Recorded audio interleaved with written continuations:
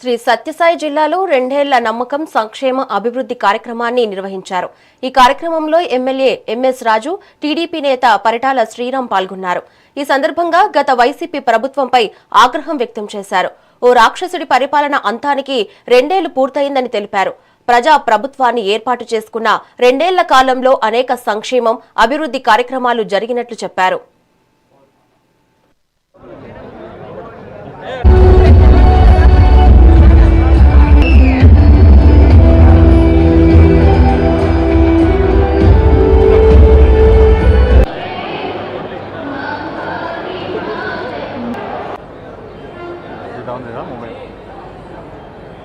మహిళల బస్ ఇది, మడకశిర బస్ ఇది. ఎవరెక్కండి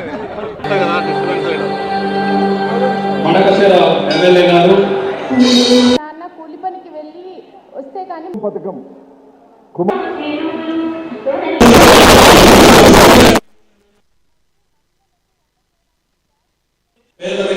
మనము ప్రజలనే వాళ్ళ ఓట్లు మన మీద ప్రేమతో పాటు వారి మీద ద్వేషంతో మనకు ఓట్లు వేసినారు అని చెప్పి చాలా మంది మాట్లాడుతుంటాం. నిజమేనా?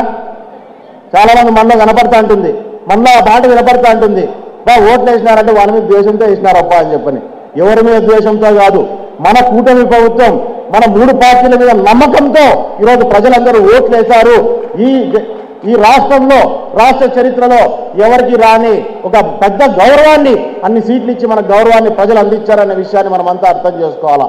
ఆ రోజున్న పరిస్థితుల్లో ఈ రాష్ట్రం పూర్తి ఆర్థిక సమాజంగా మారిపోయే పరిస్థితి అని చెప్పి ప్రతి సామాన్యులు బయటకు వచ్చి రోడ్లెక్కారు. ఆ రోజు రోడ్లెక్కి ఈ రాష్ట్రానికి మనకు ఖచ్చితంగా చంద్రబాబు నాయుడు గారు ముఖ్యమంత్రి అయితే ఖచ్చితంగా రాష్ట్రాన్ని ముందుకు నడిపించగలుగుతారు అని చెప్పి ప్రగాఢంగా వాళ్ళు నమ్మారు. అదే ప్రగాఢంగా నమ్మకంతో మనం ఈ విషయంలో ఈ ప్రభుత్వాన్ని సాధించుకోవడంలో, ఇంత బ్రహ్మాండమైన మెజార్టీని మన రాష్ట్రంలో ఇన్ని సీట్లను సాధించుకోవడంలో ఒక వ్యక్తి గురించి మనం ఖచ్చితంగా మనం గుర్తు చేసుకోవాల్సిన అవసరం ఉంది. అదే పవన్ కళ్యాణ్ గారు. ఆ రోజున్న పరిస్థితుల్లో నేను కూడా మీతో పాటు అంటూ కూటమికి పునాదులు వేసిన వ్యక్తి మనకు పవన్ కళ్యాణ్ గారు అనే విషయాన్ని మనమంతా కూడా ఖచ్చితంగా గుర్తుపెట్టుకోవాల్సిన అవసరం ఉంది. దాంతోపాటు ఈరోజు నరేంద్ర మోడీ గారి నాయకత్వంలో చంద్రబాబు నాయుడు గారు, అదే రకంగా మనకు పవన్ కళ్యాణ్ గారు కలిసి ఇంకొక 15 ఏళ్ళు ఈ రాష్ట్రంలో ఖచ్చితంగా ఈ కూటమి ప్రభుత్వం నిలబడబోతుంది అనే విషయం అతిశయోక్తి కాదు అనే విషయాన్ని మీకు అందరికీ నేను తెలియజేస్తాను.